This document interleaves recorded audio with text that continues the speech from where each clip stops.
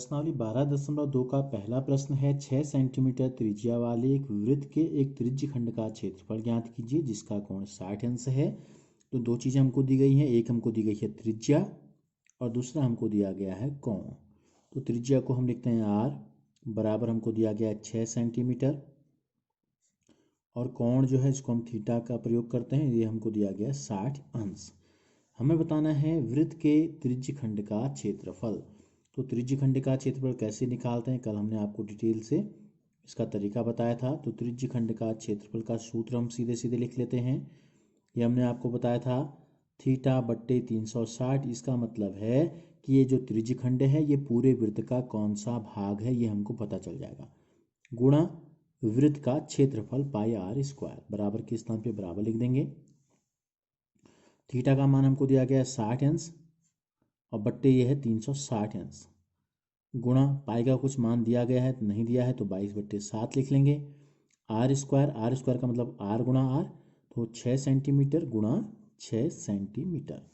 तो देखो 0 से 0 कट गया, 6 एकम 6, 6 गुणा 6 36 होता है, नीचे एक 6 और ऊपर एक 6 कट गया। तो क्या क्या बच गया हमारे पास, ऊपर एक बच गया 22 और दूसरा हमारे पास बच गया सेंटीमीटर, गुणा सेंटीमीटर को सेंटीमीटर का स्क्वायर ले लेंगे, ये बच गया 6 सेंटीमीटर स्क्वायर बट्टे नीचे रह गया एक हमारे पास 7।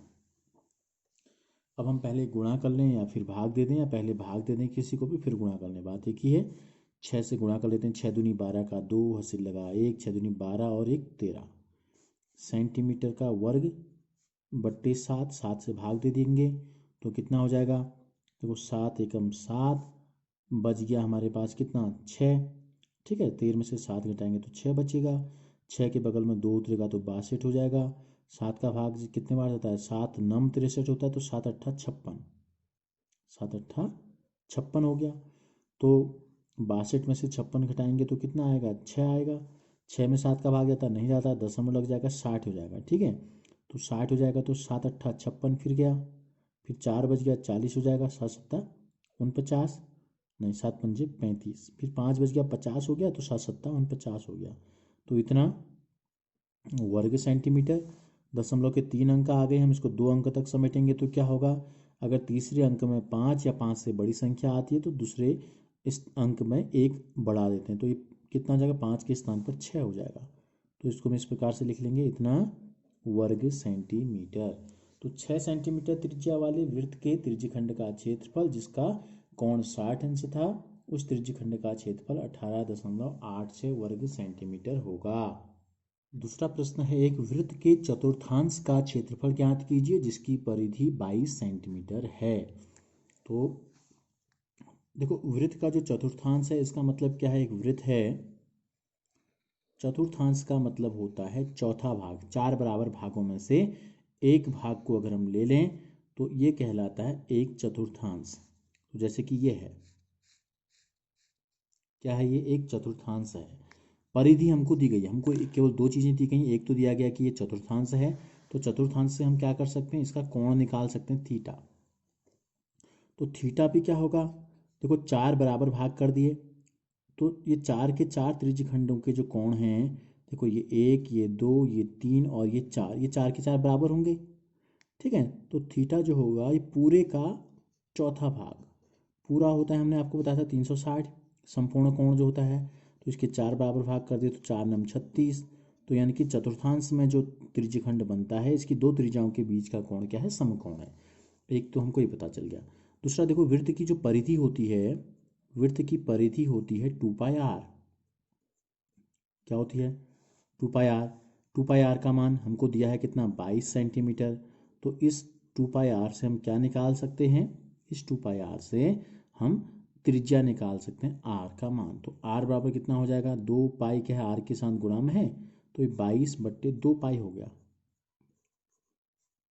22 की जगह 22 रख देंगे, बट्टे 2 की जगह 2, पाई का मान 22/7 है, तो नीचे के बजाय अगर भिन्न में नीचे पाई है तो 22/7, तो नीचे से ऊपर को लिखते हैं, ठीक है। 22 से 22 कट गया, क्या बचा हमारे पास, हमारे पास बचा 7/2 सेंटीमीटर। अगर हम इसको दशमलव में लिखना चाहें तो 3.5 सेंटीमीटर भी हम लिख सकते हैं।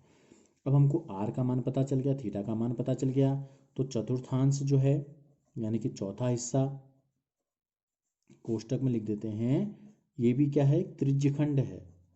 तो त्रिज्यखंड का क्षेत्रफल, त्रिज्यखंड के क्षेत्रफल का सूत्र हमने आपको बताया था थीटा बट्टे 360, यानी कि वृत्त का कौन सा भाग है और गुणा वृत्त का क्षेत्रफल। अगर हम थीटा नहीं निकालते तो हम सीधे सीधे यहाँ पर 1/4 भी लिख सकते थे। क्यों? क्योंकि ये हमको पहले ही कहा गया कि चतुर्थांश है यानी कि वृत्त का चौथा भाग है। ठीक है, तो थीटा की जगह पर 90 है, बट्टे 360 हो गया। पाई का कुछ मान नहीं दिया है तो 22/7 रख लेंगे। और आर स्क्वायर का मतलब है आर को 2 बार गुणा करना है, तो 7/2 गुणा 7/2। दोनों आर के साथ सेंटीमीटर था तो सेंटीमीटर गुणा सेंटीमीटर एक साथ यहाँ पे लिख लेते हैं वर्ग सेंटीमीटर। अब इसको हल करते हैं। देखो 0 से 0 काट देते हैं, 9 एकम 9, 9 चौको 36, 7 से 7 कट गया एक साथ। ठीक है, क्या बच गया, लिख लेते हैं 22। यहाँ बच ऊपर बच गया एक 22 और एक 7, और हर में बच गया एक 4 एक 2 और एक 2, 4 गुणा 2 गुणा 2, इतना वर्ग सेंटीमीटर। अब फिर भाग जाता है किसी से तो भाग देते हैं। देखो 2 से भाग जाएगा 11 बार, 11 गुणा 7 हो गया 77 वर्ग सेंटीमीटर, बट्टे 4 दूनी हो गया 8। फिर 8 का भाग जाता है, 8 नम होता है 72। ठीक है, कितना हो गया 72 में 5 जोड़ेंगे तो 77 आता है, यानी कि 5 बच गया। 5 में 8 का भाग जाता है, नहीं जाता है, दशमलव लगाएंगे 50 हो जाएगा। 8 पंजे 40, 8 छक 39, 2 बच गया। फिर 2 के पीछे 0 लगेगा 20 हो जाएगा। 8 दूनी 16 हो गया, 4 बच गया, 4 के पीछे 0 लगेगा 40 हो जाएगा, 8 पंजे हो जाएगा 40, इतना वर्ग सेंटीमीटर। और अगर दशमलव के 2 अंकों तक हम लेंगे तो हमने आपको बताया तीसरे अंक में अगर 5 है या 5 से बड़ी संख्या तो दूसरे में 1 बढ़ा देते हैं, तो 2 में 1 बढ़ा देंगे तो कितना हो जाएगा, 3 हो जाएगा। तो इतना वर्ग सेंटीमीटर जो है ये इस चतुर्थांश का क्षेत्रफल होगा।